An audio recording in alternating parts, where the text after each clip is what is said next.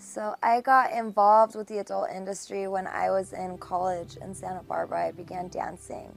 And from that point forward, a couple producers came in and they said that I was beautiful and that I would be great in romance movies. So I went to LA the next day and I shot my very first scene. And I felt so loved that day because I was put in hair and makeup, I was told I was beautiful, I was gonna be a star. And they sent my pictures over to an adult agency who I was with for about 2 years. And the rest is pretty much history, I guess you could say. How quickly did you go from that first time, kind of not knowing anything, into, I mean, you said how many years in the industry? 7 years. 7 years. And in that time, how many movies did you make? Hundreds. I did take a year break, but hundreds. I mean, when I was 18, I mean, they would dress me up like a teenager, like a little girl, and they made sometimes 2-3 scenes a day.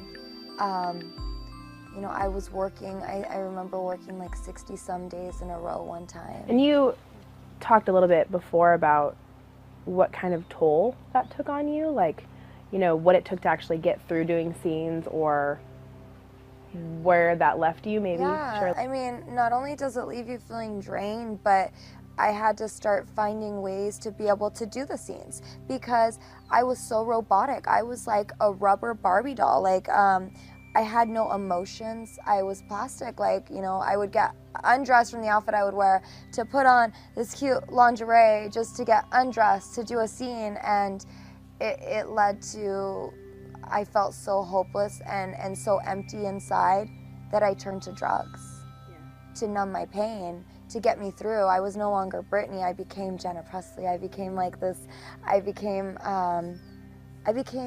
had an alter ego. I became my alter ego.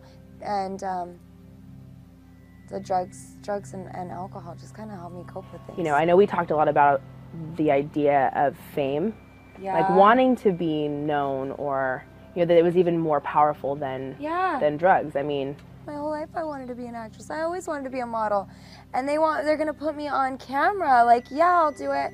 And I always felt like I had to say yes to everything because I felt like that's what was gonna give me that credibility as a star. What's that like? What would you say to those girls that you know who are in the industry and where they're at?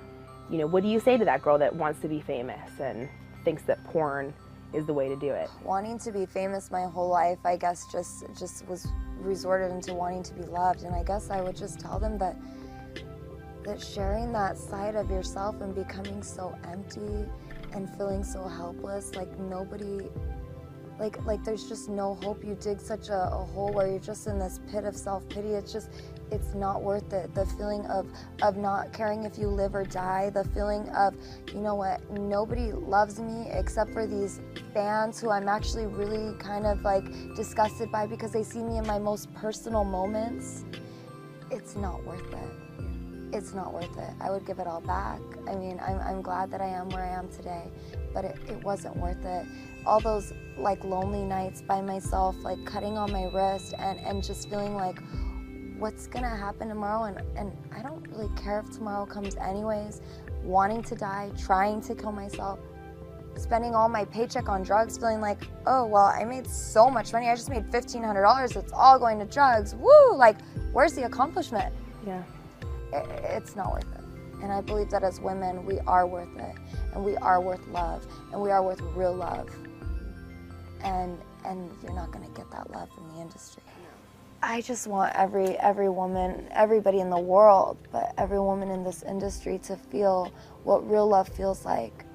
Because if they're anything like me, we don't know what real love is, and we're searching for it.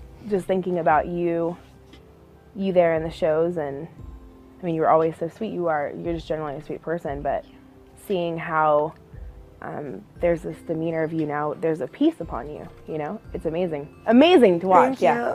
Yeah. Literally, it blows my mind. It's so exciting. To hear a story of life change like yours is one that is not very common. I feel like there's going to be so many more souls in that industry that are going to be saved. I feel like you guys have been praying. I feel like Jesus is answering these prayers right now. Yeah, well, look, I mean, look at you, girl. Look at you. I mean, get out of here. Like, I mean, no, but you and I...